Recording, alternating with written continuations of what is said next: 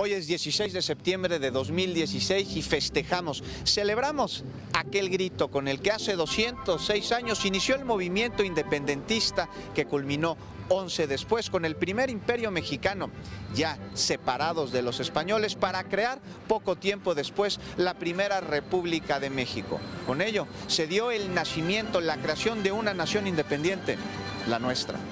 Hace 206 años el cura Hidalgo le pidió a su campanero de nombre José Galván que repicara la campana de la parroquia de Dolores Hidalgo. Así es, a diferencia de lo que comúnmente se cree, el padre de la patria no tocó él mismo la campana. Para eso había campaneros. Lo que hizo fue convocar a gritos a la población para que ahí se reuniera y se levantara en armas en contra del mal gobierno.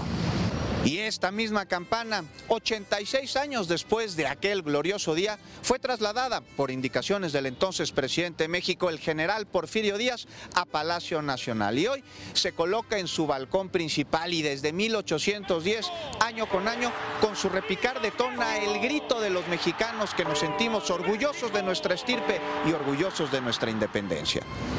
De don Miguel Hidalgo existen varios retratos que pueden ser apreciados en lienzos y también en murales, algunos realizados por grandes artistas mexicanos, pero son solo réplicas de descripciones hechas por conocidos del cura, ya que durante la Guerra de Independencia los realistas se encargaron de destruir todos los retratos que existían del padre de la patria, cuyo nombre completo fue Miguel Gregorio Antonio Ignacio Hidalgo y Costilla Gallaga Mandarte y Villaseñor. En 1823, los restos de los 4 caudillos principales ejecutados en Chihuahua, a los que fusilaron y luego decapitaron Aldama, Jiménez, Allende e Hidalgo, fueron trasladados con todos los honores al pie del altar de los Reyes en la Catedral Metropolitana de la Ciudad de México. Y hoy esos restos descansan en la columna de la Independencia.